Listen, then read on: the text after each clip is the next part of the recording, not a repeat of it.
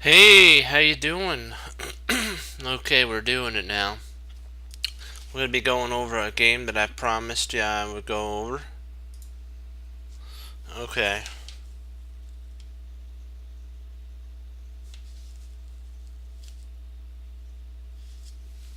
All right. Hold on 1 second. Yeah, this was a an upset. The player that was playing, his name is Forrest Zeg, as white, and his opponent is Larry R. Parsons, and Foyster is 1332, and his opponent is 2000 straight up, and he actually ended up winning against his opponent. It was a 650 point upset. So let's see here.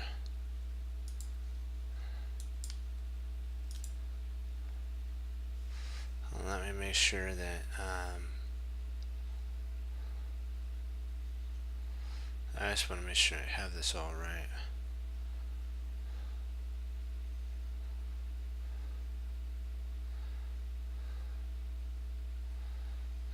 Okay.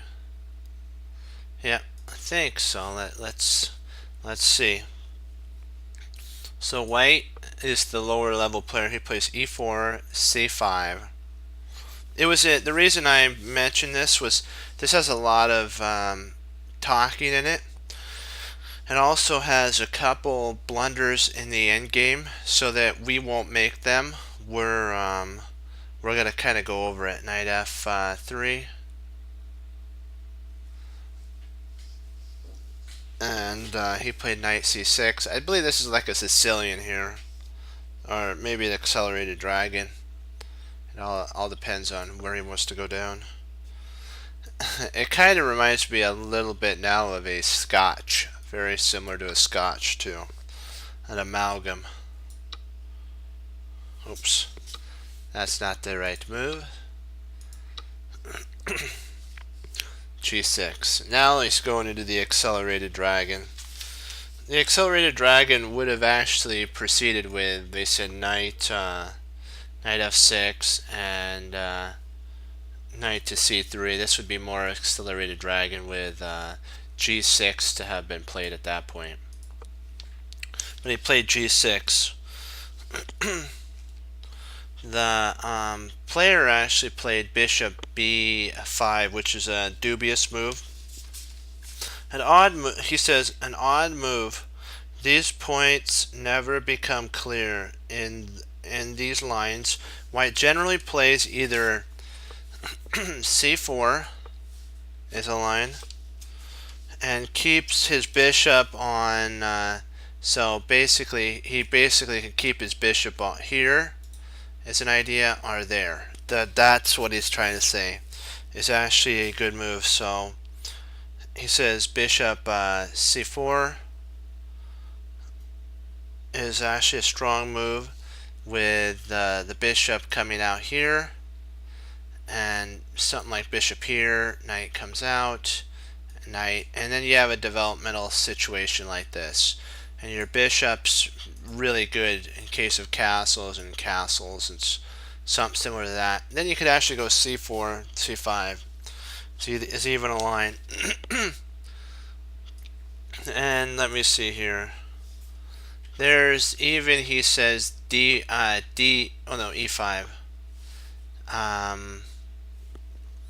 Let's see here. What else is it? Okay, okay, both plans work. So control the d5. So all right.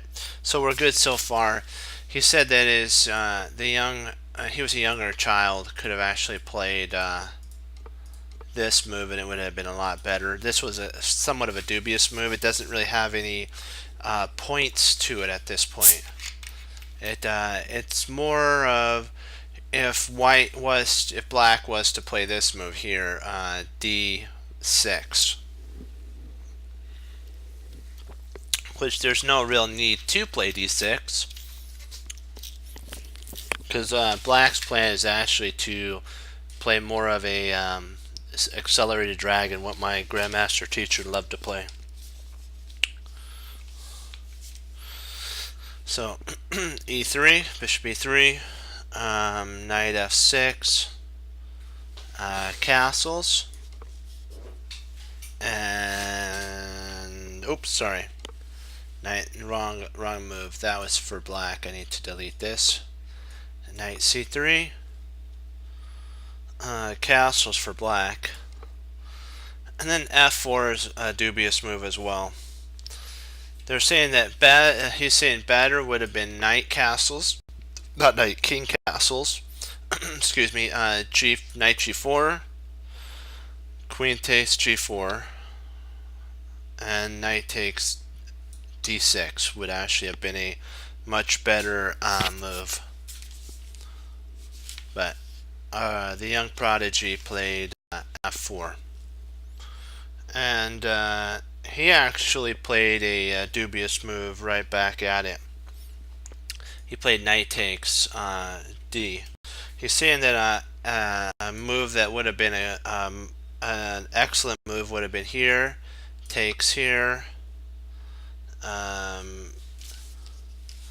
then knight takes knight takes d4 is a thematic idea in the accelerated dragon. It also helps free up a lot of black's positional problems with a ready-made d5 and a bishop hitting the queen at the same time. You have to be careful at this point. If white had played knight takes c, this is actually a mistake here. Knight takes c6 is a mistake. D takes c6, and white has two pawns that are basically hanging. He has actually two pieces that are hanging. Sorry, not pawns. So that would be a dubious move. And if he retreated back, which would be another sideline, g1, e5 is actually an exclam move here. Knight takes, and d takes, bishop e2, and e takes d. Bishop takes d, and then queen to h4 here. g3, and f takes g, with a significant advantage for black, a big time advantage positionally. This would be actually winning, almost close to winning for black. But he went for the more concrete line. But you know what? You gotta always be on the lookout for tactics. That shows you that tactics are an important part of chess. That's why we're going to be doing some tactics later on. Okay, bishop takes d6, queen d2, and he's saying that potentially better would have actually been castling here, but his the young prodigy played bishop queen d2, queen a5, bishop d3. So he's getting everything mobilized for a kingside attack here.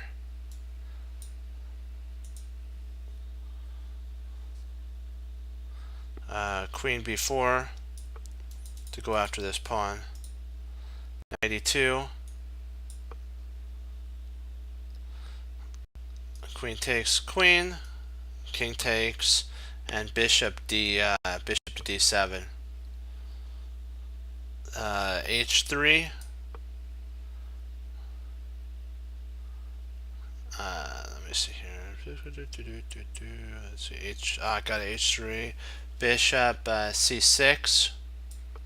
That's why he actually maneuvered, was to get his bishop to a better diagonal. And the bishop is really strong now. So king e3. and rook fc8 to try to see if he can't double up here. g4 was played. He's trying to get some queenside expansion going on here, and so that's an interesting move. Knight d7 was actually played in this here, but there's a line where e5 would have actually been an exclam move. F takes e. Let me see here. Rook e8 to take scope on here.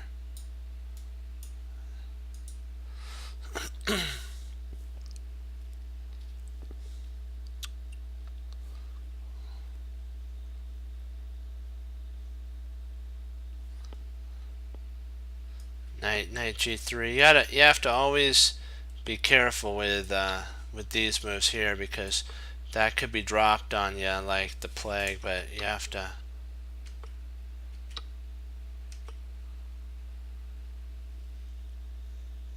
make sure I have all my notation right. Let me see. 5 b5. Okay.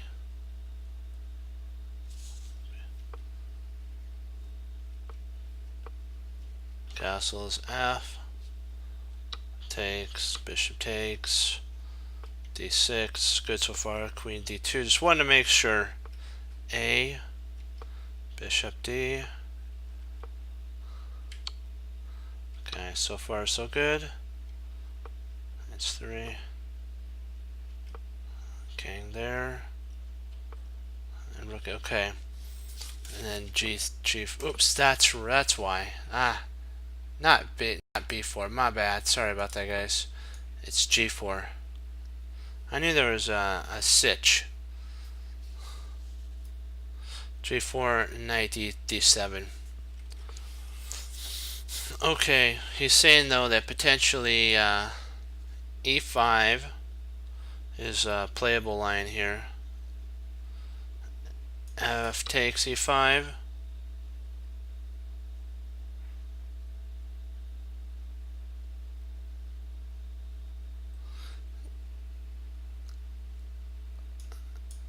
Takes e5. I'm thinking, let me see, is that right? Because I always have a sitch to see. F takes e5.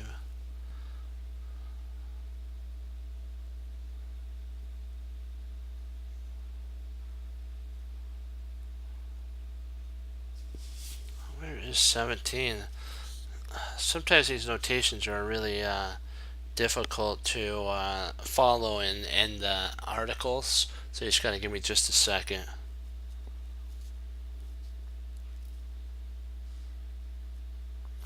So e5. Okay, so f takes. Okay, on bishop c3.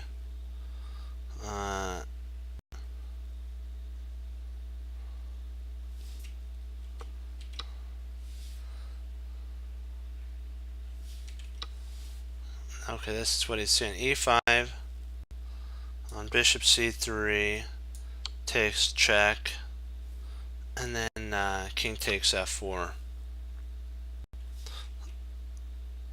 Or knight takes f4, knight takes e.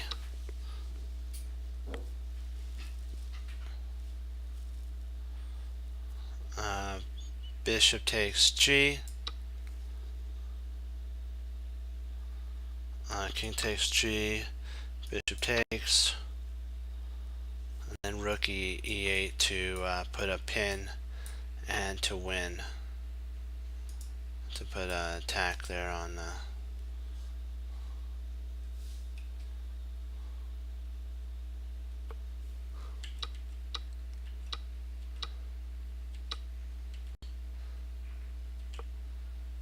So e5.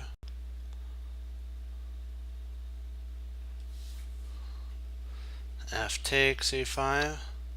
D takes e5 is also the main line that he was looking at. Bishop takes d5.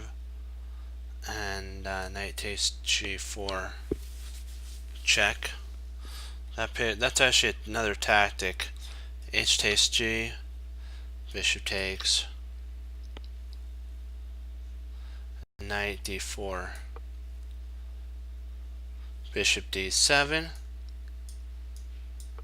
to take scope on that pawn, and rook ag8 with a pretty big, tremendous attack there. Excuse me. So bishop takes here, king takes, and then knight g3.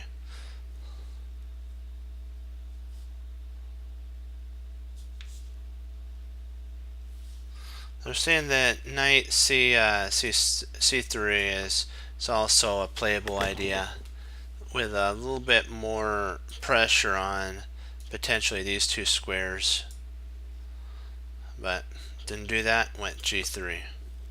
Just trying to go for the knockout.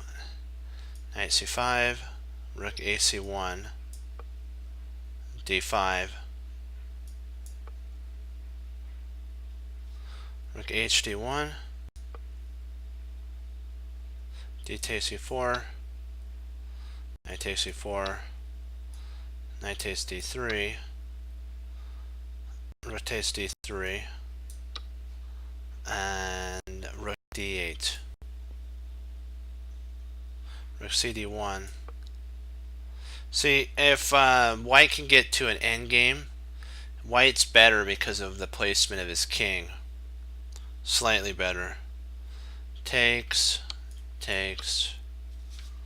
rook c8, c3, king f8, b3,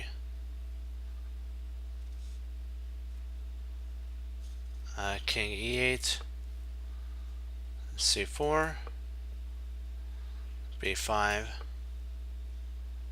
and knight d2 to if he's preparing that if he was to take here, he'd take back with the knight.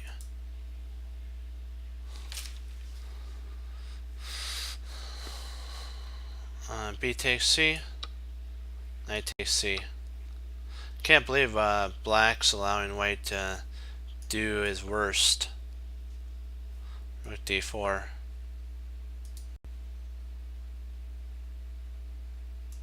And this is now attacking and preparing. So white is doing okay, but black's also doing fine too. And if the bishop takes, and pawn takes, then in theory the king can come up, barricade this, and potentially a draw could arise in this line. Bishop takes, okay. Bishop takes c, so that's what he actually did, surprisingly. And king d7. G5. This is to one pawn. White knows their principles of deep freeze from Jeremy Silman. One pawn stops two or three.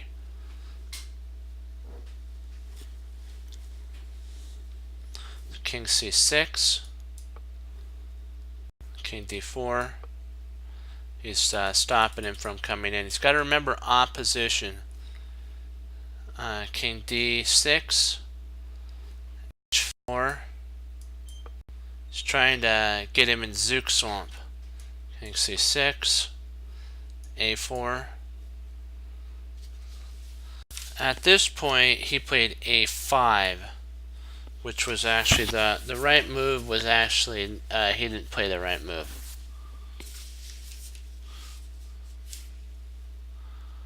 King d6 was actually played, I believe here. King d6. a5 was a mistake by white. The actual right move was c5 here.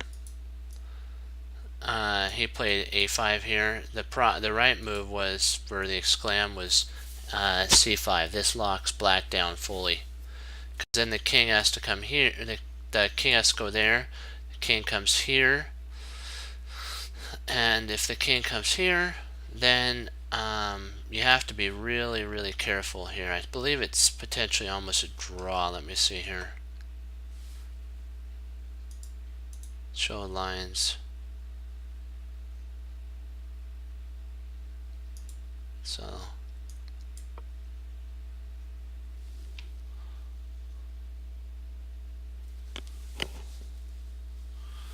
and black's king has no entry points at this. If he tries here,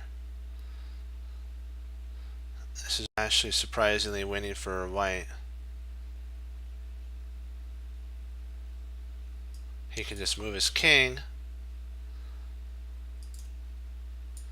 If he comes there, he comes, and then if he comes to D, you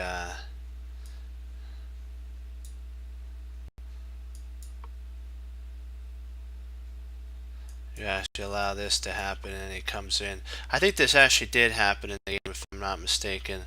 But black had to actually blunder back. C6, king c6, c5 here. It's surprising that black made a mistake here. See, D3 is also a so c5, D3, c5, and king c3, and then f5 would actually be an exclam for black, which would give black, which, sorry, that's the wrong one. Sorry, not e5. Delete f5. It's actually really strong for black. C5. This was a c5. He actually played this blunder move here.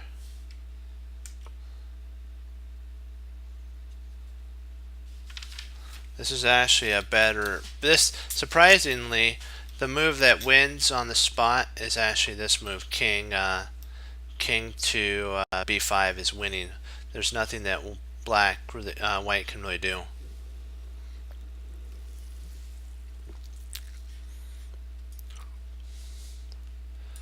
What he could do is actually take here. If he tries to get this going, he actually can move his king back here and cover this square here. There's no points of entry for the king to get into. And the king's basically in Zugzwangp. He has to move, and then he wins his pawn, and this pawn will promote down the board. But he missed that and played the he did one question mark on it. I almost would give it 2 question marks, because I believe that was actually the final death blow for black. Yes, it says it's equal, but in theory, Zugzwamp's never equal, unless you're the one doing it, right? King c4, and then he played this really different move. He should have he played e6, which this was the double question mark losing move.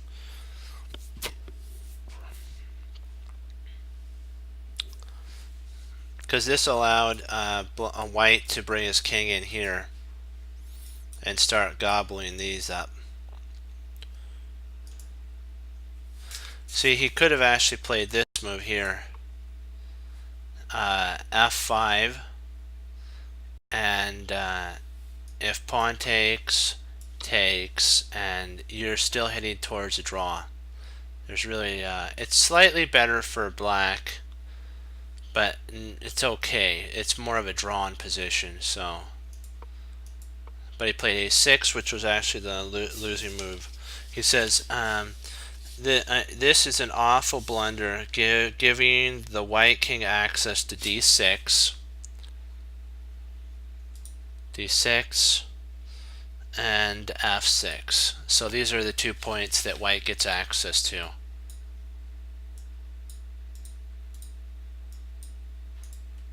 These are the 2 points with this move here. it freed these 2 points up. So White was more than happy to play king d2 d4 because he's got a breath of life now. White does. These tigers, you don't give them a breath. Trust me.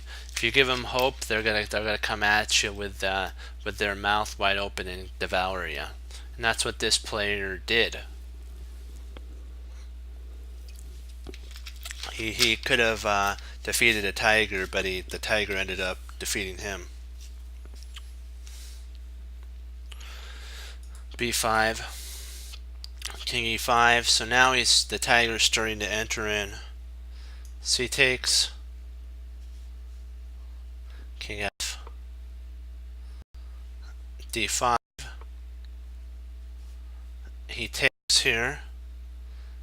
I think this is e4 if I'm not mistaken. Let me see.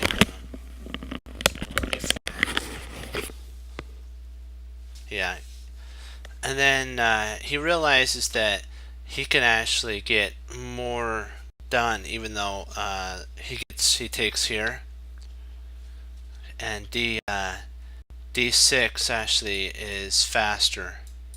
He changes routes, and black's too slow and winning. King g4, king d6, king takes, king b6.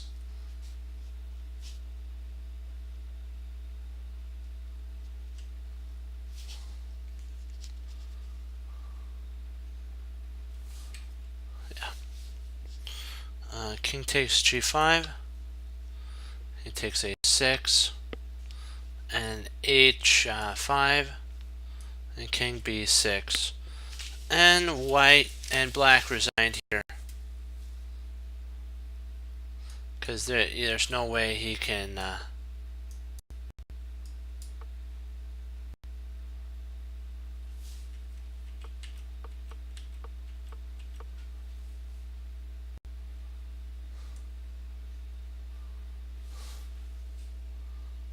sorry, I played the wrong move, not b7. That's actually a blunder on my part.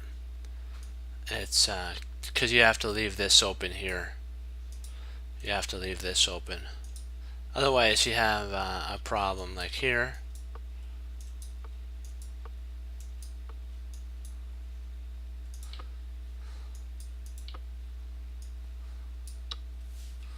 Otherwise, what would happen is, of course, be careful where you place your king, because let's say this did happen, right?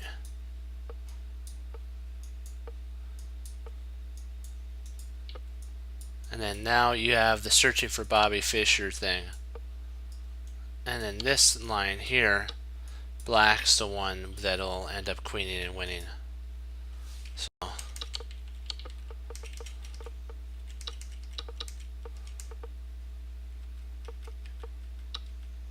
but he didn't do that.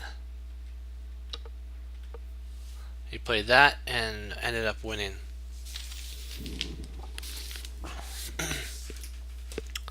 Okay, so let's see, how are we doing? All right, we got everybody.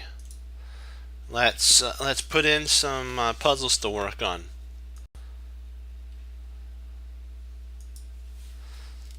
Alrighty.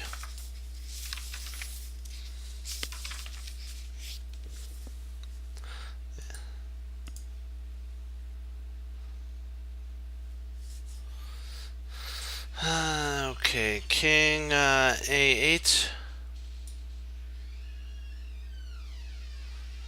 I'm gonna put the king right here.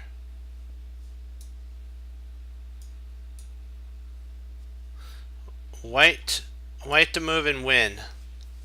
Do you see the white to move and win? White to move and win. We're putting in just some starter puzzles.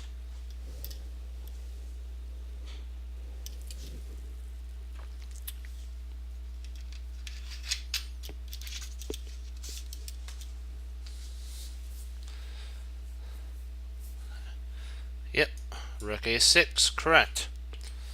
Let's put in some more board editor.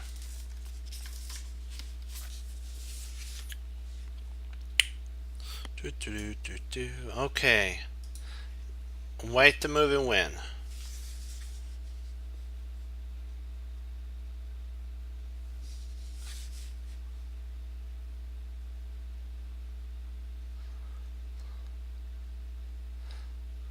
Yep, that's right. Great work.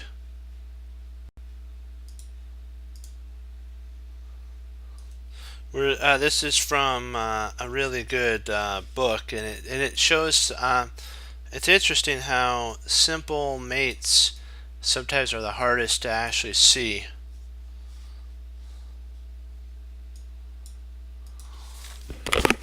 White to move and mate.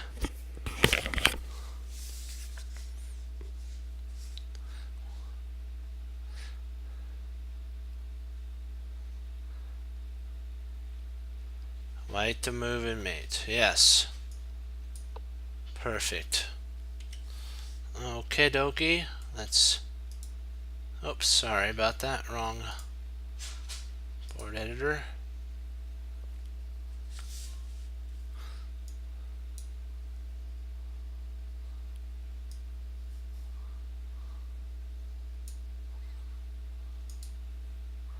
White to move.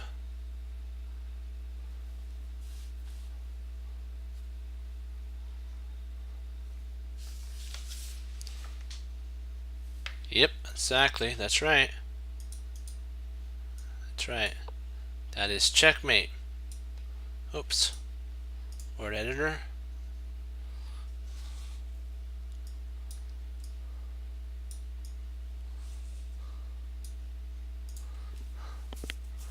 White to move. Oops, sorry. That's black. I need to change it to white. Hold on. Sorry about that, black. It's not your turn. It's white's.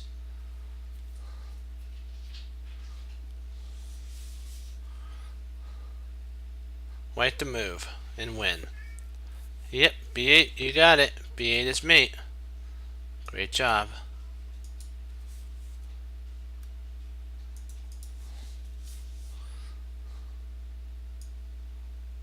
Let's see, where's the rook? Ah, perfect. King's here.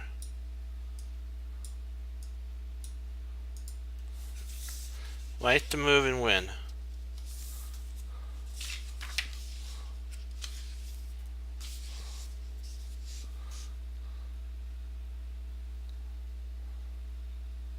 King H8. Yep, that's right. Now we're gonna be adding a queen to the mix. So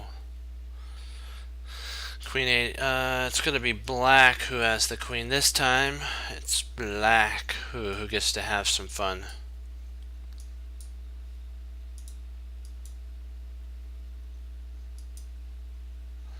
Black to move, black to move.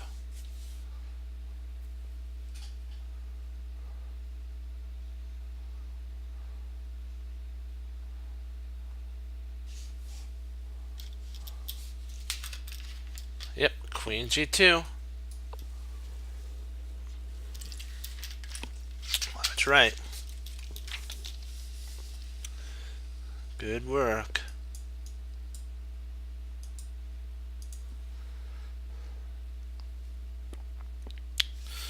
Okay, king here.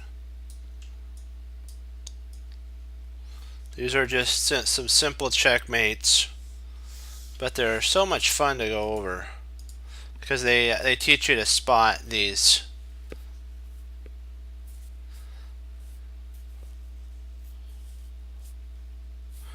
Black to move. And everybody that's listening, you're more than welcome to join on this, on putting in too if you'd like. So you're more than welcome to. Queen E1. Yep, that's mate. That is mate for sure.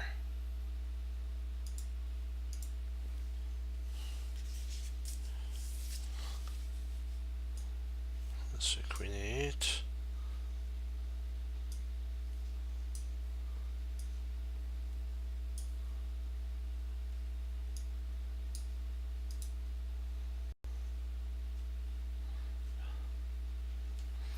Black to move.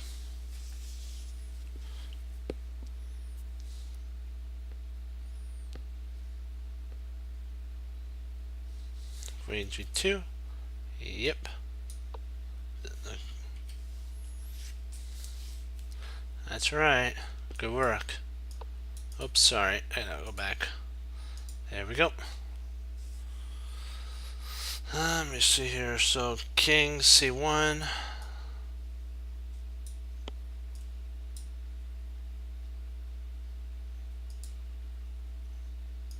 Black to move.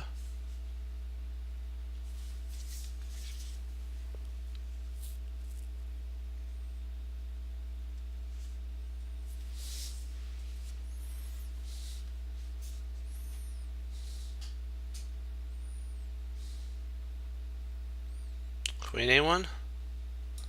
Yep, exactly.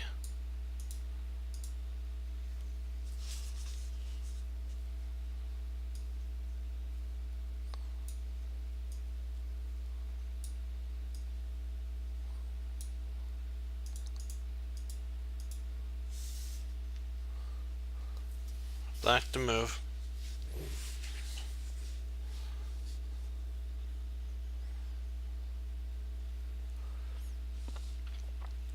These are, I warm up with puzzles like this, yep. These are always good to warm up with. You got that. You got it. You got it for sure. Now it's white who is going to have the queen. Sorry, black. You're going to have to be the one that we're going to have to, oops. That's not going to be having a fun time today.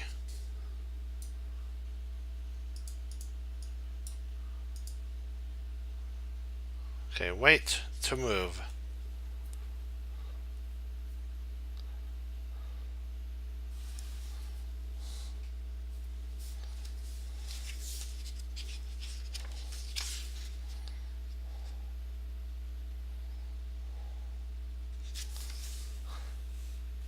Queen H8, yeah, nice. You got it. That's right. Surprisingly, a lot of chess games are won and lost by these simple checkmates. There's just a lot of other pieces around them at that point. There's a lot of pieces, and a lot of players just miss checkmates. White to move and checkmate, or check, just white to move. Sorry.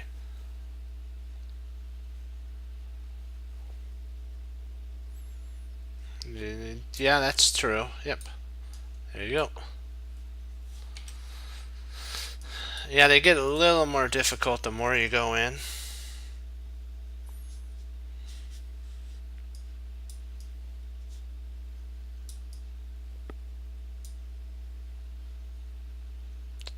White to move. Come on. White to move. We got this.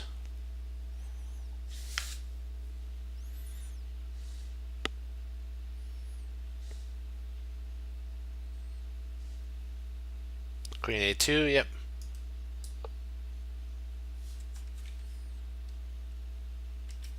That's right.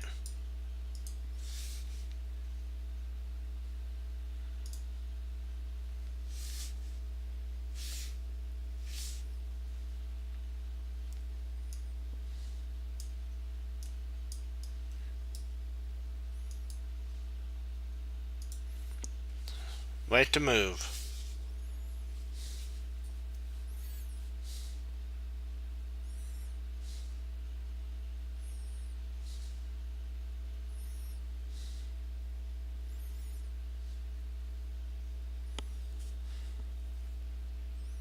Queen H4.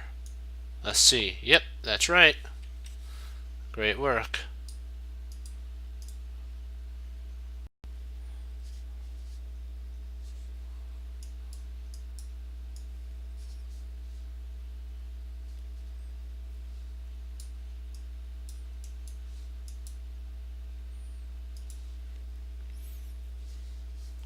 White to move.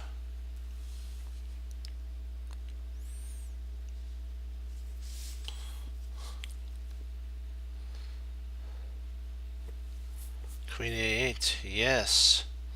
Exactly right.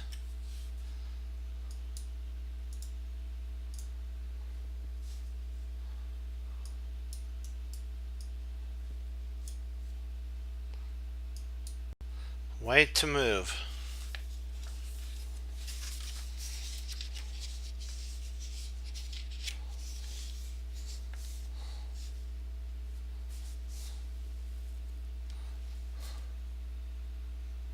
Queen D7. Yes. You got it. That's mate. And now black gets to have a little fun again.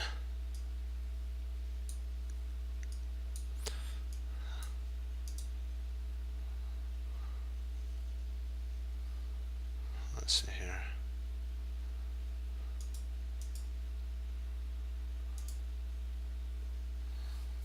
Black to move.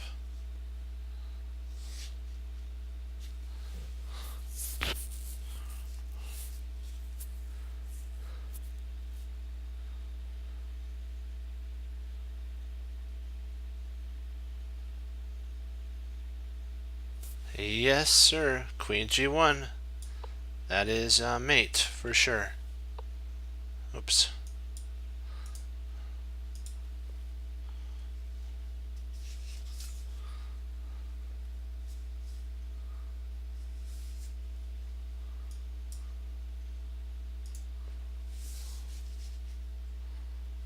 Black to move.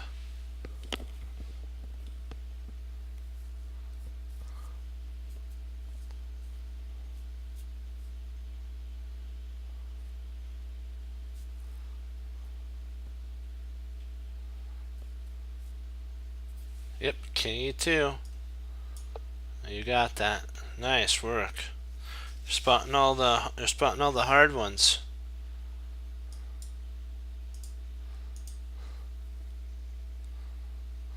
Let's see, that's A1. Sorry, here. Oops. Alright.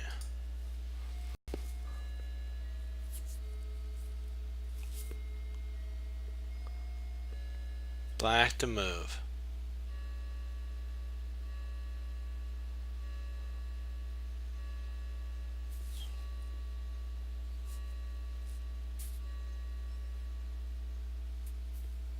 B2. Yep.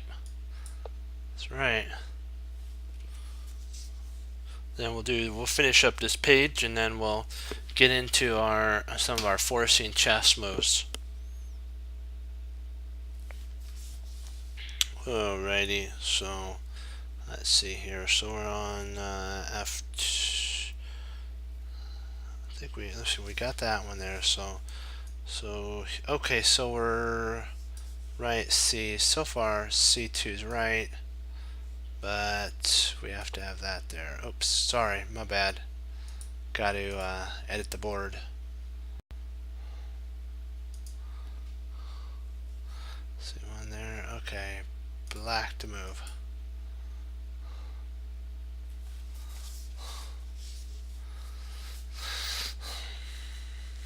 Black to move.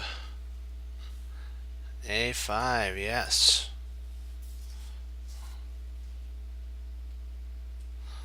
Okay, two more problems and then we're onward and upward onto our next one.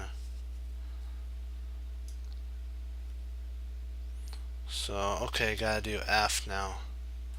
King has to be on the F1. Where's the king gotta be? Over here. There. Black to move.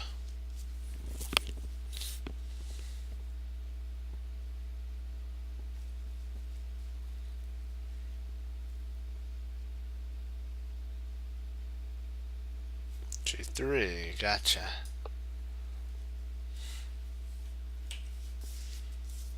One more. Can we get 100%? Let us see if we can go all the way. Black to move. This is the last one. Can we do it? Can we get 100%? What is the move for black?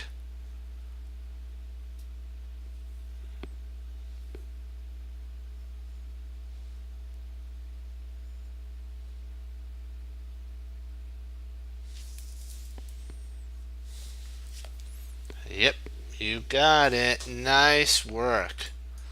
It's a tough one because this is a lateral checkmate. Okay, let us. That was the simple checkmate one. So we're now going to look at some just some more complicated positions here. Alrighty. Okay, now that we're done with all of our warm-ups, let's get into our high definition ones.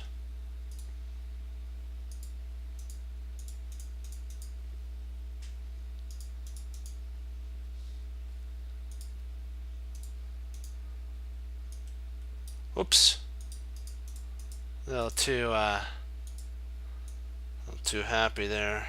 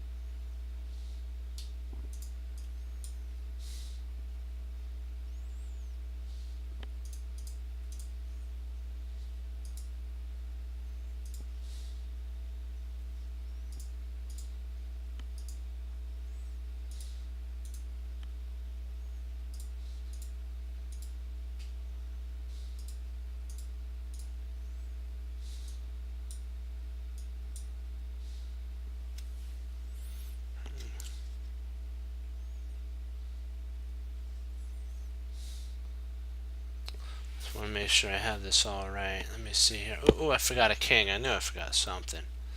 Bring the king. Alright, so that looks right.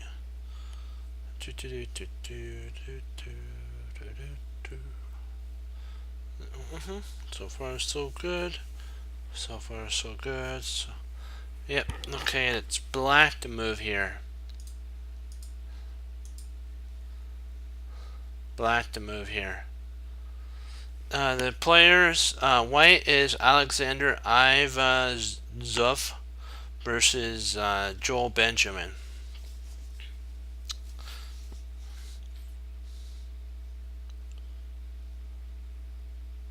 So this is surprisingly another shocking move for me. This was in the U.S. Championship. I have all my pieces covered on e4, so all my pieces are covering, stopping e4 from happening, and my knight is safely to maneuver whatever I want to do, basically. So everything's good. So let's see. No, that's not the right one. Sorry. Sorry. This. The starting. You have to fit. What's this?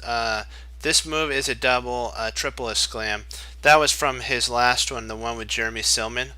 He was in the U.S. Championship versus Jeremy Silman, and that was the one last night that he won. And he said that everything was Operation Go for him when he found that one knight move.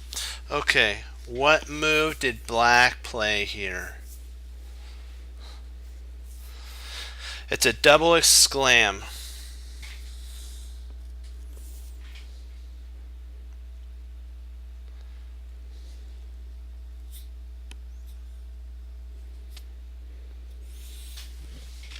I'll give you a little bit of time to think about it, and if you, and then like I'll give you like about 5 to 7 minutes to think about it, and then I'll put some moves in if you you know, have it solved it by then. and then we'll go from there, because this is kind of a tougher move to follow. Almost, and that would be an interesting move. This move would be interesting. The only potential sitch is taking, or yeah, taking would actually cover this pawn, and really there's no good continuation after that. So good try. So I'll be right back, and you have the right piece. So just if you can, you're working on the right piece. Just look at the entire board. Look at all the maneuvering that this knight can go to. Okay. Just look at all the squares the knight can go to, and try to make a lineup. What that means is not just one move. Try to see what your opponent might play against that. If you were to move a certain move, what would be the best response for your opponent? Try to do that. That's what Joel Benjamin says helps get your mental muscle for calculation built up.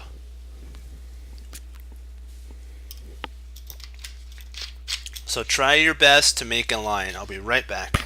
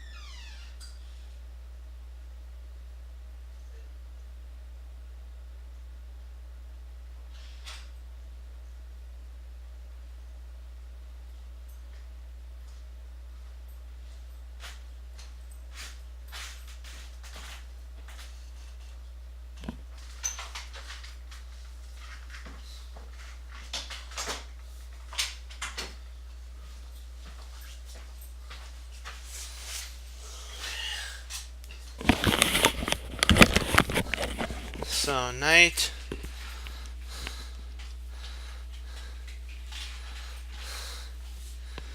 If you, it's an interesting move. Oh, knight g3. Okay.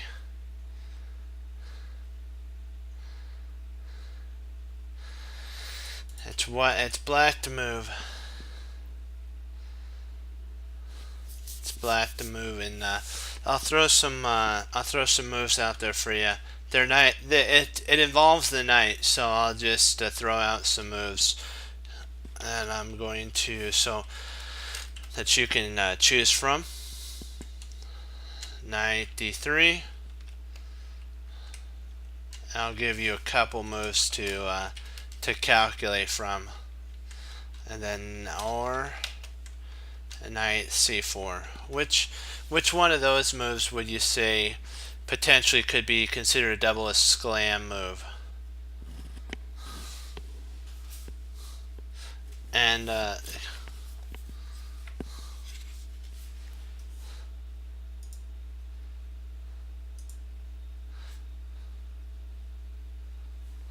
which one would be a double esclam setup?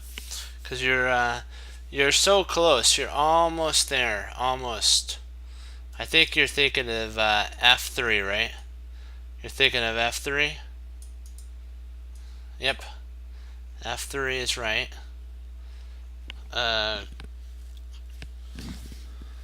And surprisingly, he actually played a3 here. White played a3.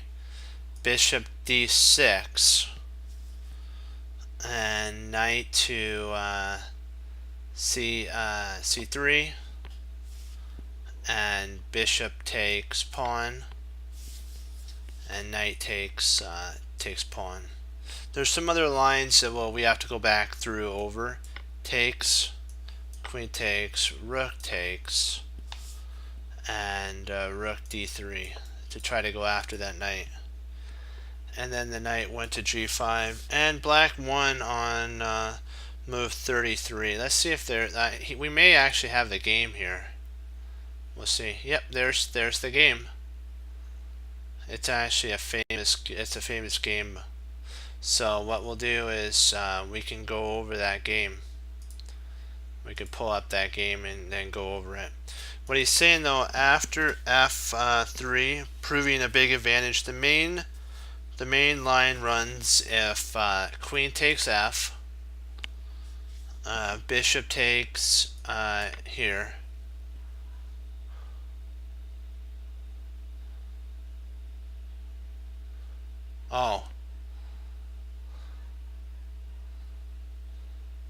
Oh yeah, that is in a sitch that you have to resolve, because sometimes that you have to keep material on the board. It's for cramping issues. You can actually squeeze your opponent. It all depends if it's like a closed position, and we're gonna work on that, because that's why we're going over these moves, is we're learning that, you know what, sacrifice material is okay. G3, bishop d6. Let's see, d6. Where's d6? Ah, here we go. To attack this queen. Rook takes d6. Queen takes d6, and then f4 is a playable move. And I intended to play let's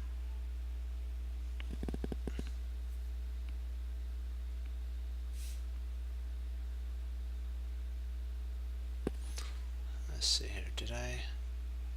Hold on. Let me make sure I did this right. So here. So there. Instead of a3, he played queen takes,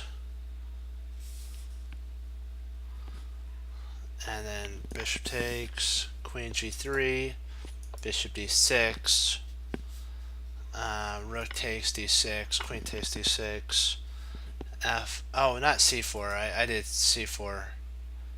It's actually f4.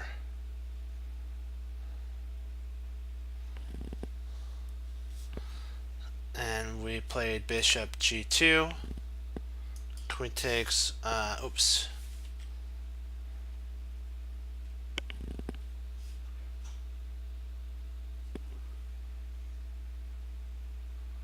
This is queen takes f4, queen f4 check? How does queen takes f4 check work? Did I?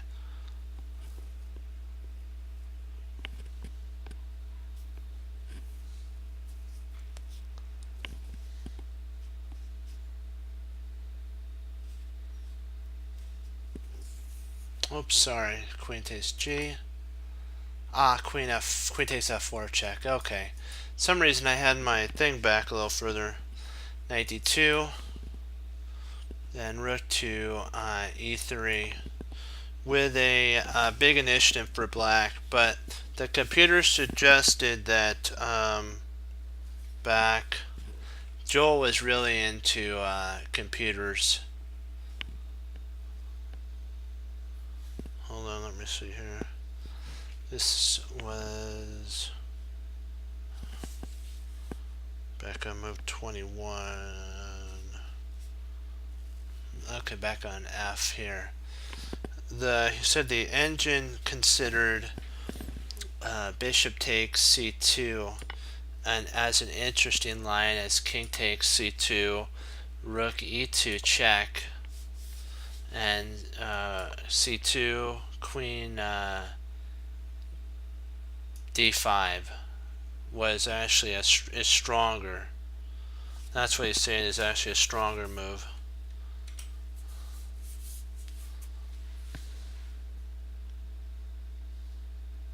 Also strong, he said, was with this knight move back here. He's saying that another line that potentially would be a good move for white to have played is actually rook takes d8 check, rook takes d8, queen takes the knight, and bishop takes attacking the queen. Queen g3. Bishop d6 to again keep the intensity of the. Oops, sorry, wrong. That wasn't what I wanted to move. It keeps this intensity here.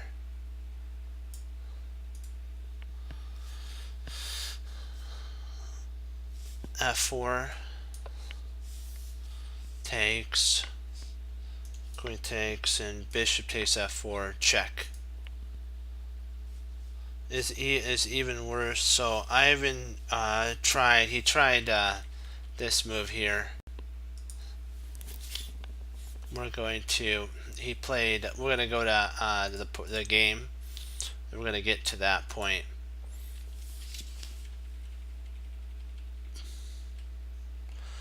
This is the line that he was talking about.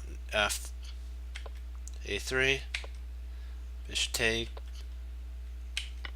pawn takes, queen takes,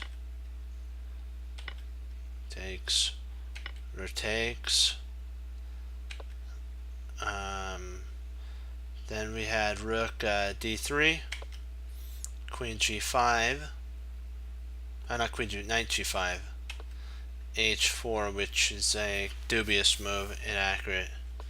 Knight e6, g5, f takes g5, h takes g5, and rook g4. So Benjamin's trying to win a pawn. Knight e3, he wins a pawn. Rook and white takes pawn. Check. Rook d1, rook takes d1, knight takes d1. King takes d1's was an interesting move here, but then you have to be careful of a takes, because you pick up a pawn with a discovery. It's kind of, you have to learn to sometimes walk into discoveries. Check there, bishop f. Now the knight, the rook's trapped. Knight g5, bishop takes, knight takes, and takes, and white white resigned here as black was, I think, up an exchange. So let's now go after, we're going to take a look at exploiting small advantages. And so let's get it set up. Okay, dokie.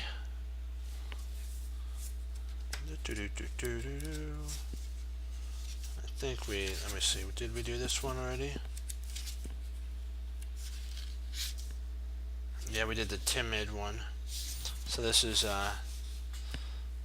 another one that we're going to be working on, board editor.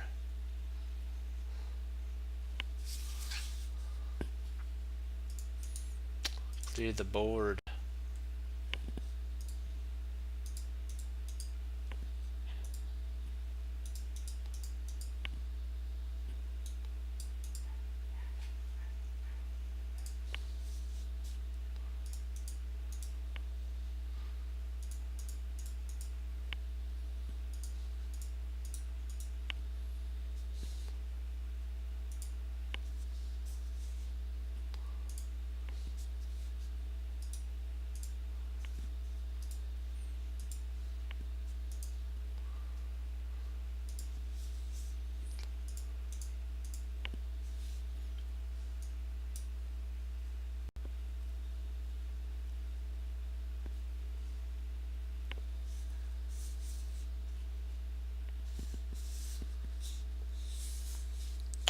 So this is black to move.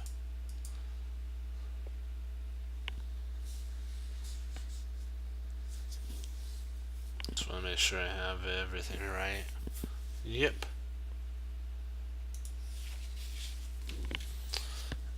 This is the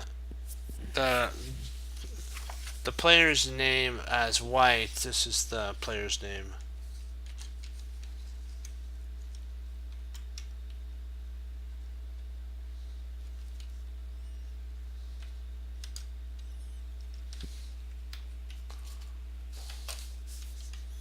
He's versus Karpov.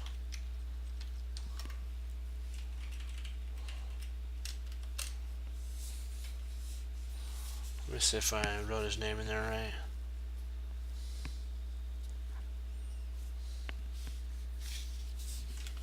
And the place that this is where they played.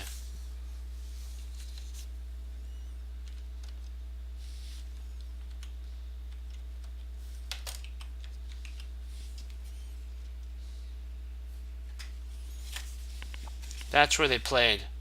This was the people who were playing, and this is the place they played at, and that's the date.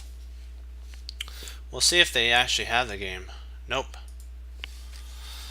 Okay, white, the Grandmaster, is a player with an aggressive attacking style. The play is dull, ending such as this is hardly to his taste. The center formation is a struggle to us. That the game opens with actually it's a Caro-Kann defense setup, and after a mass exchange at the end has risen in with black as slightly positional advantage. His knight is superior to his opponent's bishop by basically the maneuvering ability of the knight. Black's methodology increases his small knight into a humongous powerhouse. At this point, it is important for him to decide on a clear-cut strategy to seize the initiative by building up threats. Karpov carries out his difficult task style, his positional style. Karpov was a positional master when it came to these type of games.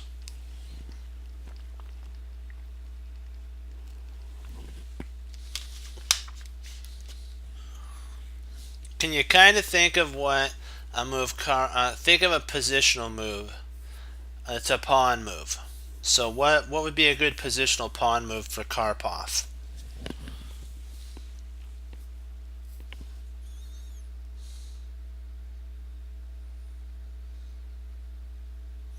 Hold on, do I have this set up right? Yeah. That's right. What's a positional move for black? Black is Karpov's black. What's a good positional move for Karpov? It involves the pawn. It involves making this knight better. It involves making this knight better. Close, but it involves making this knight better. What pawn move would Karpov like to play here?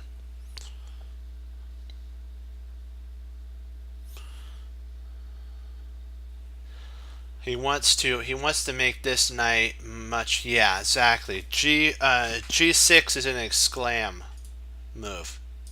G6.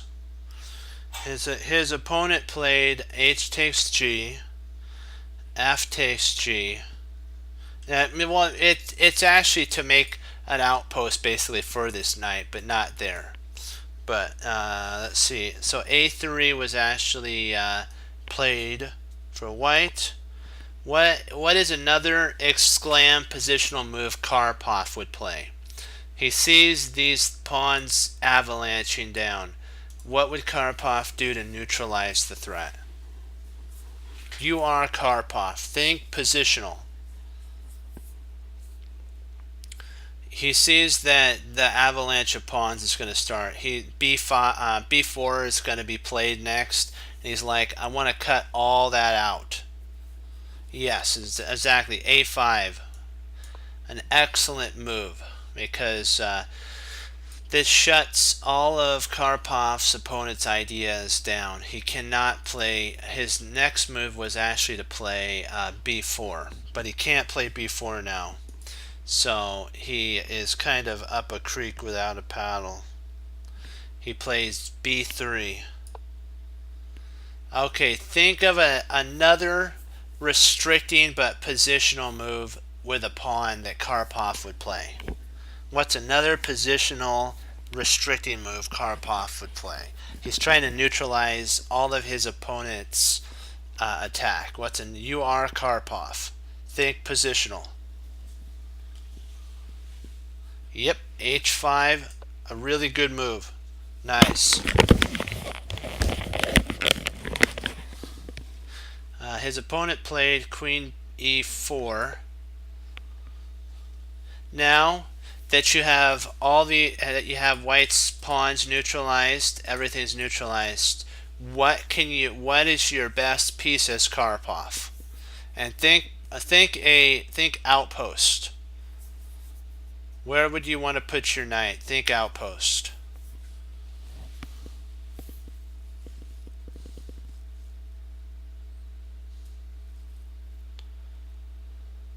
Yep, knight f5 is actually a really good move because now you're taking scope on two points.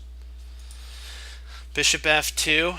He's almost got his opponent fully in a passivityness. So almost passive totally.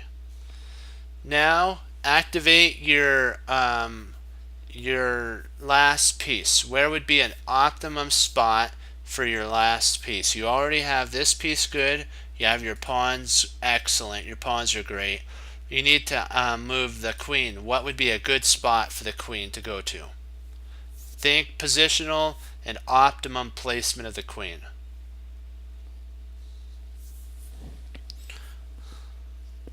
Almost. That would be a good idea, but try to keep the queen on the board. Keep the queen on the board and place the queen to a really strong outpost because we almost have our opponent in Zugzwang. Our opponent's almost without moves because all their pieces are passive. Karpov has one really strong move.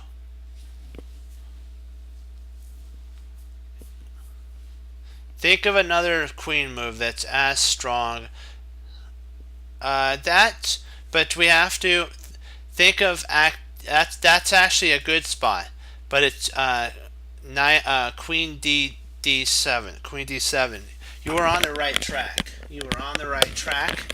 queen d7 does a couple things. It allows open file.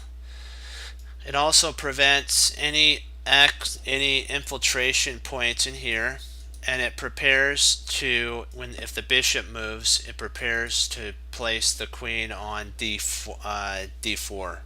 See, if this bishop ever moves, queen d4 would be a really big time move. Yes, the queen can come in here, but you could potentially win and win a lot of material basically. But you know what?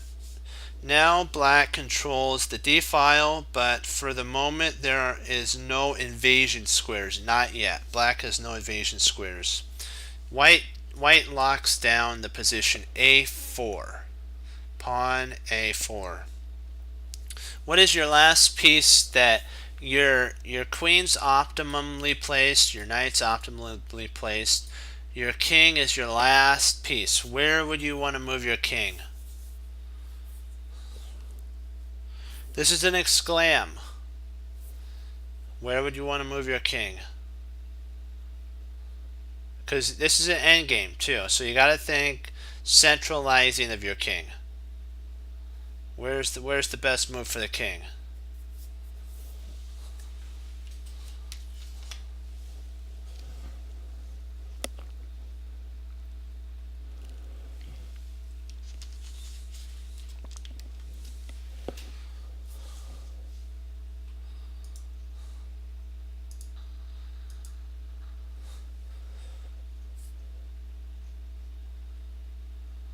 Yep, that's right. Yep, king c7, optimum place. That's actually the best spot. Nice work. King c2. He's saying there's also a there's another, let's see, king c2. Hold on, let me see here.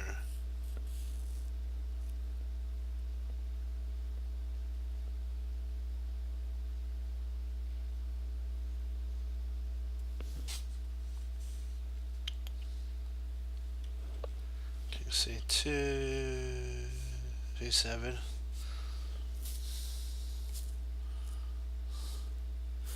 King c2, that's right.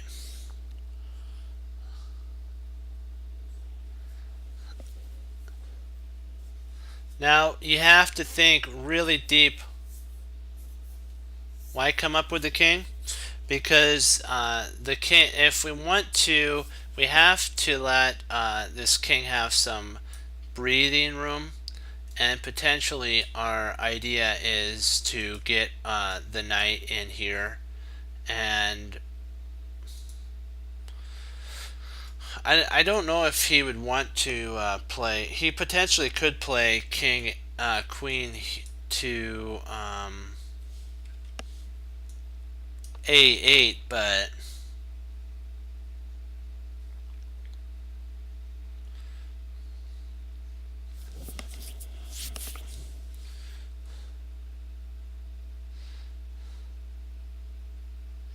I think Karpov would actually be obliged to let his opponent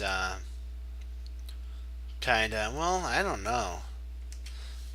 You know what? It's these some of these positional players are really unique in their play, and even if they play here, they just come up the board. And it comes here, comes up.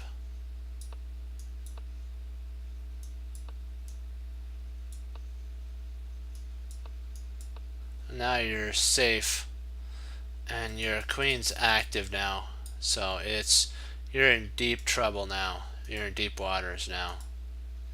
So this is more of a positional move to keep everything closed. See, white's the one who's fighting for a draw. White is the one who's fighting for a draw, not black. Black has the more active knight, and he's more than happy to attack. And so queen d8 was actually played by Karpov. It's an exclam move. The queen has to be activated, and to this end, undermining the g5 is highly appropriate. So what they're thinking about doing is playing g5, and if pawn takes, the queen can slide in, and then this pawn would end up becoming a weak. So king c1. What is Karapov's idea based on this? What does he want to do now? Think positional squeeze, but opening the position.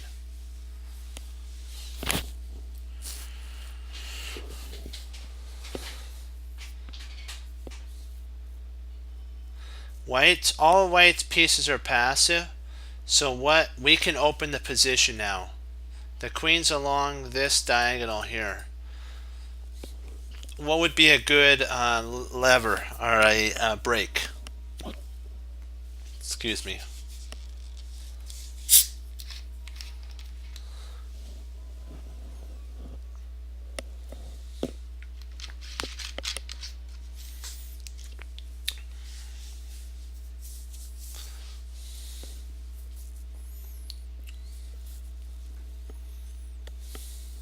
Yep, g5 is right.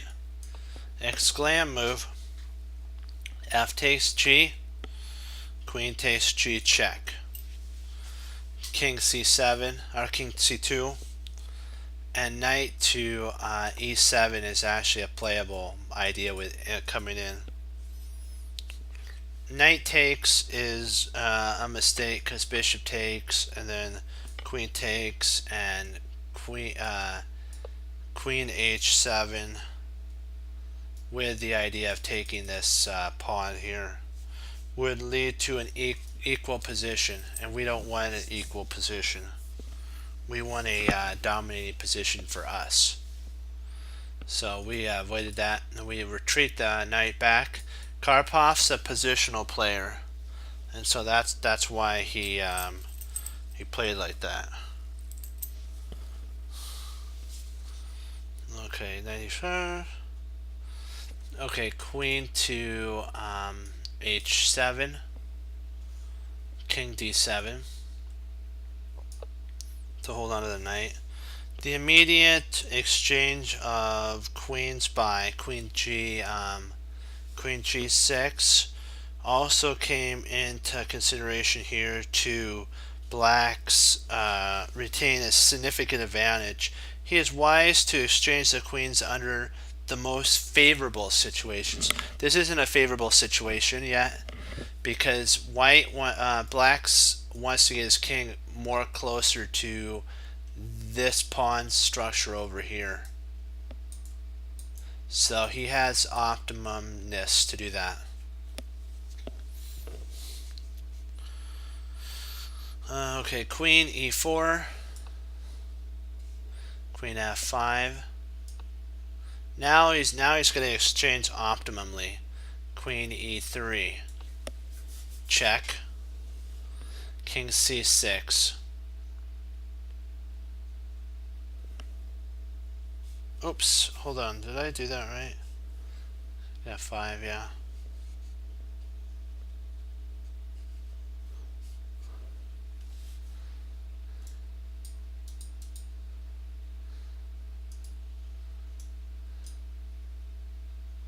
Oh, the queen's pinned.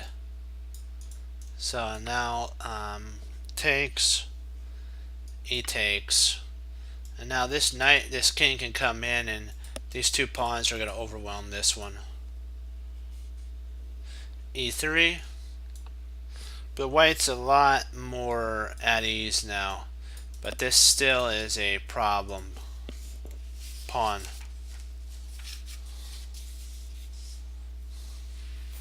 e6. This pawn is doomed. White's last chance is to break through with his bishop to his opponent's queenside pawns. So he's trying to somehow get in here. And he wants to get his bishop right there. But R is bishop here and then make the king passive. But I doubt that'll ever happen. D6, pawn, king D6, knight G5. He takes.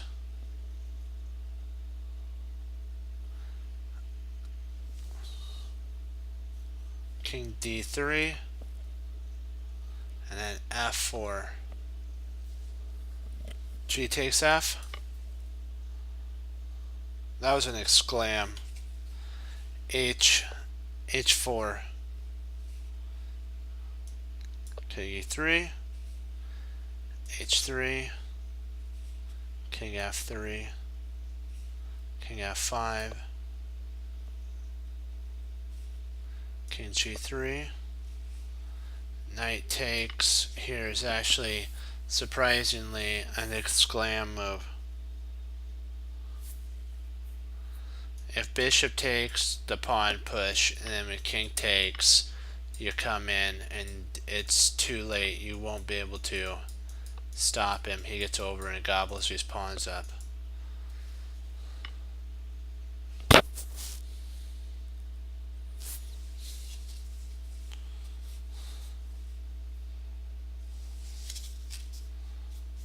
Let's see here.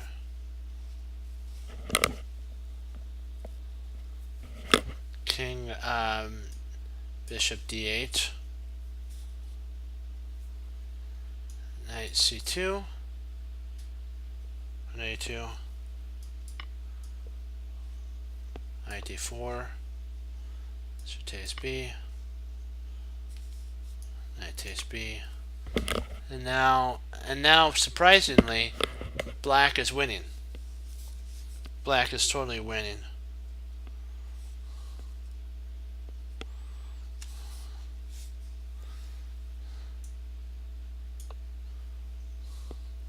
King e4. Now we just come over and gobble these pawns up. Yum, yum, yum. King g4. King d4. King f4. Actually, wrong. It's f5. King f4. Gobble. King e. King c3. Exclam. This prepares to push this pawn here and then play in here. Bishop e5. Hold on, let me see. Actually, bishop f6. King c2. Because of, it's funny, this right here,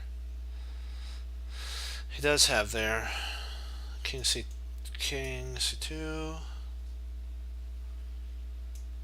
Hold on, let me make sure I have this right. Gotta promote to main line.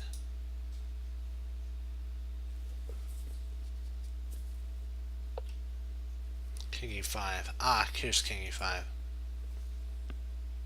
c4. How you doing? King c4. King e3. Is we're trying to stay in touch with this pawn here, but Karpov's gonna just push it right on through. c3. Bishop f6. Trying to see if he can't get the knight to move. King e3. No, c5.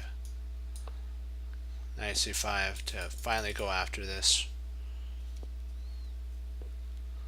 King e2 and king b3, and white resigned here.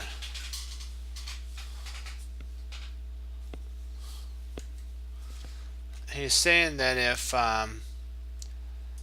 king d4 here, a takes, king c4, b6, check, king b5,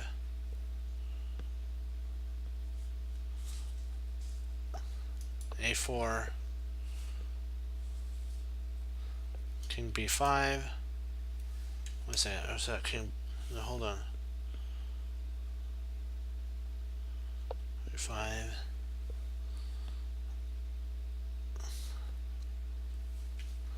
Is that right? Yeah, that's about right. B5, B4. Yep. There we go. And this would have actually potentially saved the game here. Potentially. I think Karpov still would have found a way through, though. That's just my opinion. Okay. Now we will work on some endgame studies with Jeremy Silman. We'll pull up a endgame board. Let's see, where were we in our studies? We already did that.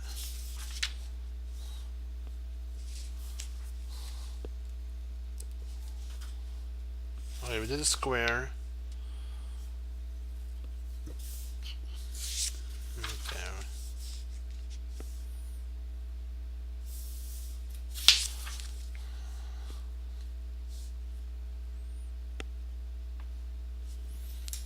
We already have, yeah. Let's go to board editor. I'm gonna do some quiz on you. So I'm gonna see what you think. Is this? Hold on, let me. Oops, wrong one.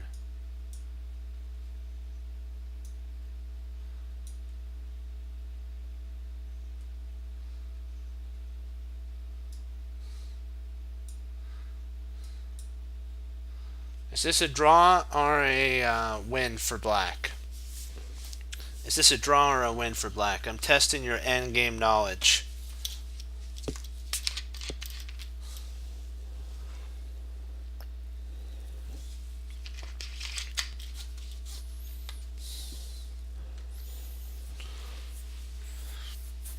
A draw or a win for black?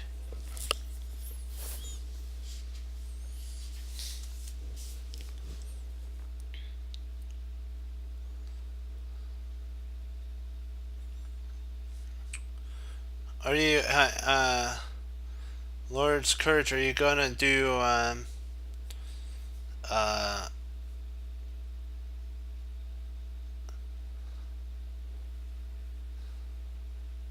actually it does, it's all based on, the color of the bishop. This right here is a drawn position.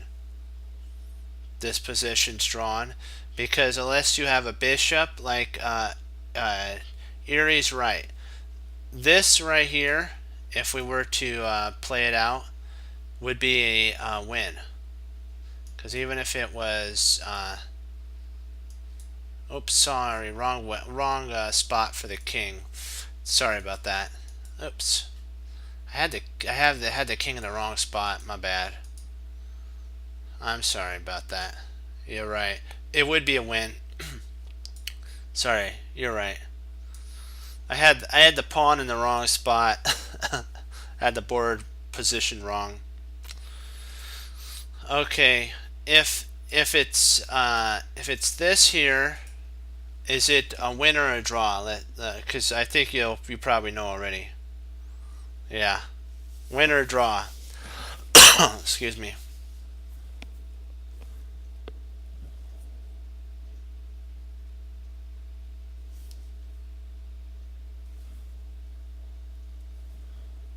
Draw.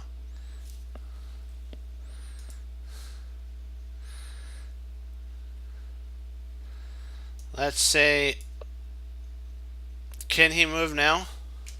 And even if we played here, that's a draw. Do you see that? It's a draw because even if we played through here and he played there, it would be a stalemate. So if it's a rook pawn and you don't have a bishop of the queen square, it's a draw, always a draw. Unless the white king makes a huge blunder and does this, and then he allows He allows you to get here, then you're winning. But if the white king could ever get here, like it did, it just stay there. It can go back and forth forever. Now you're going to get to see a difference of a light square bishop, though. A light square bishop, it doesn't matter. This is a win because of the pawn here, and you can check when he tries to stop the pawn.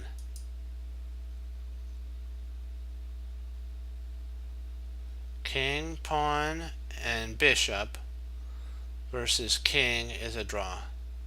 It's only on a rook. It's rook. It's the rook pawns. If it's it depends what color the queen's square for is. If white had a pawn on the 6th and he had a bishop that was a dark squared bishop and white got a king here, yeah, rook pawns. Yeah, rook pawns. Rook pawns. Yeah, it's always a draw if you don't have the bishop of the queen square. So that's why sometimes we wonder, why do grandmasters trade down and then into a bishops of opposite color when they want to draw. Sometimes we'll even explore into that.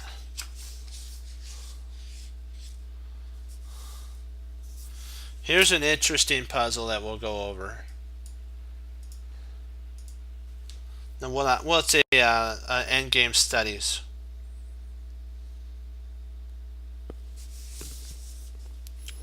So I wouldn't consider it a puzzle. So G. Let me. Oops, wrong spot. Yeah, bishop on the color of queen square is good, but it's based on the rook pawn. Yeah, it has to be the rook pawn. If white had a pawn here,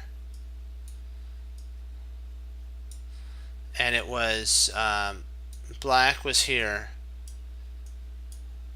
this right here would be a draw, because it wouldn't matter what he would do. Check, and when he went back here, if you moved like this, it's a draw. But if you had a dark squared bishop and he moved here, you can push, the king would come there, and then the bishop would check, and it would be mate. It's all based on whatever the queen's the square on the rook pawn, what the queen's square is. You need to have a bishop there. But if you're planning on, if you're in a losing position, and you know that you can trade almost all your pawns down for just a rook pawn, even though he has a bishop, if it's light squared, it's losing. It's a draw. So you can actually save, if you know your end game, you can save an end game, a lost end game, by trading all your pawns off for a rook pawn that would queen on a dark square. Even though he has a light square bishop, you get your king over there and you save the game. It happens all the time. Games are saved like that all the time.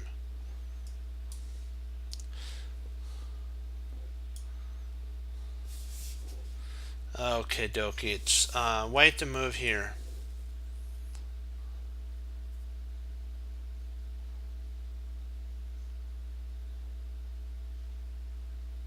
Yeah, that is true. That is true. This here, we're gonna this is a bishop. We're gonna learn how to win, because if we were to push right here, black would take the pawn, and when we took back, he would your opponent would put their hand out saying draw, and if you said no, you guys would play on for another 20 moves and find out it's a draw. Because remember, what's the queen square color? It's dark squared. What bishop do you have? Light squared. Automatic draw.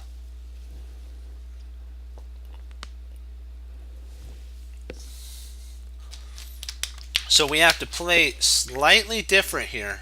We can't just push that pawn. We have to be smart. Yeah, we have to be smart here. We have to say to ourselves, let's see, we have bishops of the same color, and he would be more than happy to trade off for this pawn here and get a draw. So we need to activate our king while black stays passive. His king has to stay over here for the draw to be imparted. So king e5 is actually the idea, because what you're wanting to do is get your king closer and eventually try to get your your bishop to f5 and trade off, and then be able to push the king back. Rushing the king to dominate the position is almost always a good idea in just about any kind of endgame, Jeremy Silman said. But do you have an idea how many people would decide to get their pawns rolling to g4? Only realizing the epic mistake after we showed bishop takes g4. And after king takes, king g7, black will dance around all over the, basically back and forth here, all over if we were to have done this. And then we take, the king could just dance all around. He could just dance all over here. And then black would be happy as can be. So we have to bring our king in. Remember, if you have a pawn chain like this, you're winning. But you have to remember, even if it's bishops same colors, you got to activate your king and get your bishop involved. So bishop c8 here. So king f6. We're trying to deprive the king of any movement. We want him just to be able to go back and forth like this. The king annexes even more ground before getting his pawns moving. So bishop there. Bishop f5. Now we've blocked, so we can push g4. Bishop e8. Of course, trading bishops leads to a resignable, so if we trade it off here, this would lead to a resignable position for black, because one of these pawns would end up becoming a queen. So he plays back here, and then we get our pawn rolling g4. Now the pawn can safely move up the board. King g8. A funny try would actually have been black to have tried bishop to h5 here, hoping that the blunderish move of g takes would actually this would have been a draw. This would have been a draw. If black had tried that, all you do is push onward. You just push g5, and then he has to come back to something like this, and then you push, and then you basically check and you win. So don't fear that type of trick. Always ask yourself this as a chess player: why is my opponent giving me the material? Ask yourself that. And then if you calculate it out and your opponent just did a pure out blunder, that's different. But just ask yourself, is it a blunder, or does my opponent have an idea that they can drop on me, and then I'd have a sad face when the checkmate happens? So always be on guard. King g8. Okay. So g5, we can push now. King h8. Bishop g4. Because what we're going to try to do is get this pawn rolling. See, we don't mind if he takes the h pawn.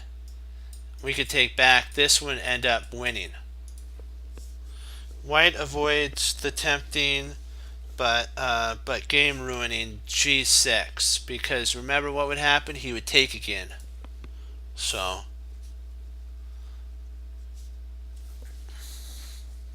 king g8, h5. And if you're wondering, if he takes here, this is actually losing.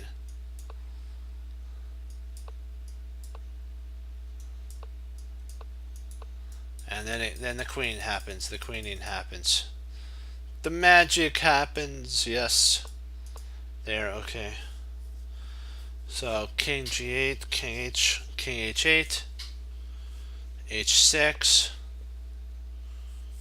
king g8, and bishop to e6 check. King h8.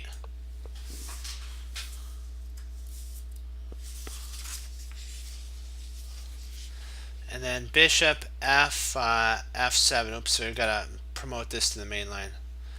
Bishop f7. Bishop b5. And then g6 with the basically the, if he tries this here, we push onward. Check.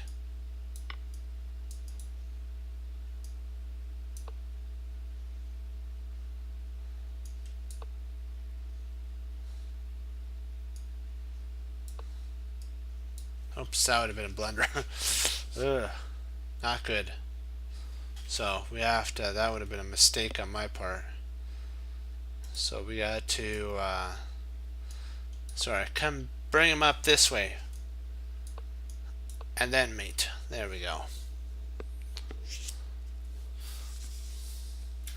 Do you have any questions on this endgame study that we went over? Do you have any questions on this endgame study we went over?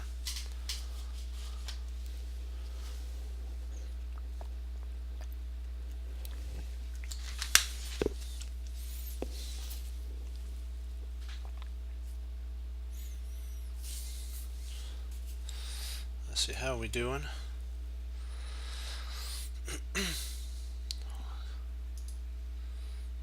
Well, now we're just going to do a quick overview here, and I'm going to quiz you.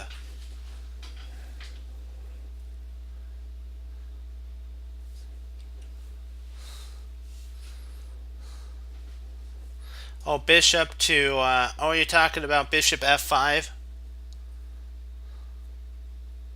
Bishop f5 first?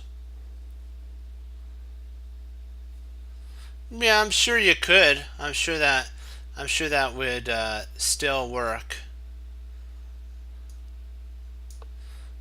And then at this point, if you try something like this, you can get the pawn going. Yeah, you could do that.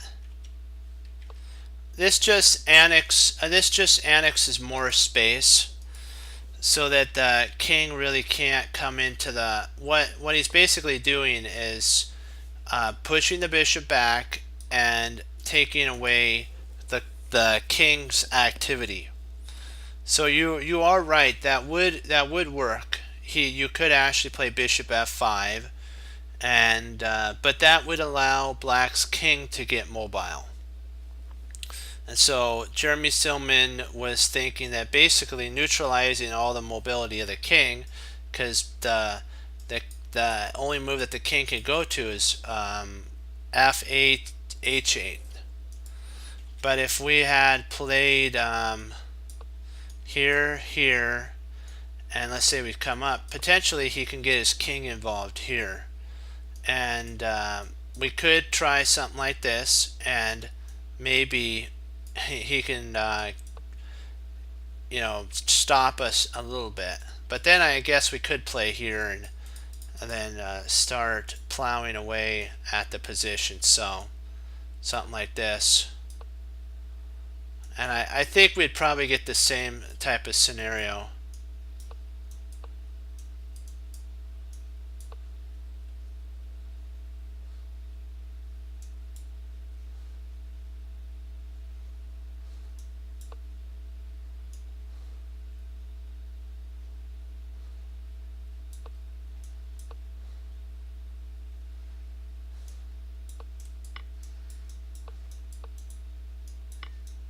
And you could get something similar to that.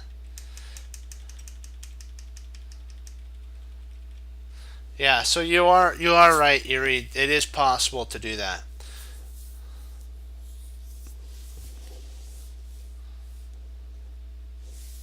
Do you have any more questions?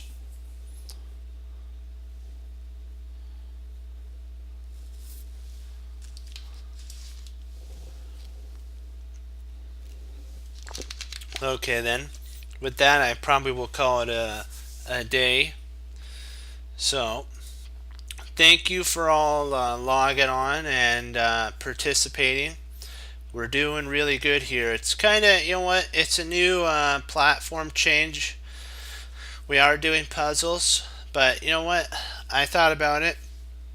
To get to that next level of 3000 that we want to go to, we have to start working on our end game and our positional advantages. And I noticed that we were slightly struggling with that.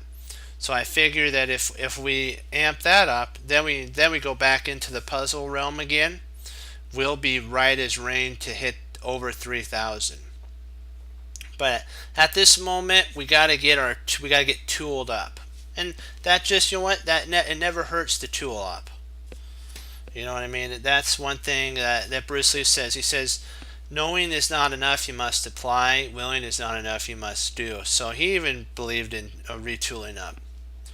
We become what we think about. Like in the little engine that could. If you think you can, you will. If you think you can't, you won't. Either way, you're right. That's exactly the situation here. I like the chest cruncher motto. Don't give up, get up. And Yasser Seirawan has a really good one. Every long journey begins with one small step. So you know what our small step to 3000 is. Every day that we study, do our end games, do our positional advantages, do our strong, do our games and our miniature tactics. We're getting better and better, and we will cross that mark. And I remember what Bruce Lee says. He fears not the man who has practiced 10,000 individual kicks, but he fears the man who has practiced one kick 10,000 times. So if we get our tactics, our end game down, all that down, and then we go into the tactic realm on chess.com, I fear for those tactics because we're gonna totally own those tactics. But we have to get tooled up for the next level, the next, as they say in a running, the next lap or two. We have a lap we got to go around to get to the 3000. It's a perspective in chess you have to change. You have to modify and improve and embrace, and that's what we're doing right now. Like on Mission Critical, Tom Thumb told Tango, treasure your victories and learn from your losses, and remember that mistakes do not define you. It is how you handle mistakes that define you. That's what he told her. And also, Bruce Lee said there are no limits. There are plateaus, and you must not stay there. You must go beyond the plateau that you're at to strive for greater things. And remember, always study chess and have a good time. That's the whole point. If you don't have a good time doing what you love, then you gotta reassess that. And we do. And that's why we study to show ourselves approved unto the Lord. And we always have to remember that the Lord needs to be the center of Chess Cruncher TV and the center of the Chess Cruncher way of doing things. Like when, you know what, when you're studying and most are playing and doing other stuff, and you know what, you feel like I want to do that, just ask yourself, how bad do you want that victory? And that'll put you even deeper into the studies. And one thing we have to keep our eyes focused on too is that the Chess Cruncher platform is for learning and fun always. And that's one thing that I want to always imbue, that the Lord has given me a gift. My teacher taught me the information that I'm teaching you, my friends, and I want to give back to the chess community. We always got to remember what Job said, though. The Lord giveth, and the Lord taketh away. Blessed be the name of the Lord. And this is also what we have to remember when people say, what are you doing? I'm a chess cruncher. What do chest crunchers do? They ask, what's a chest cruncher?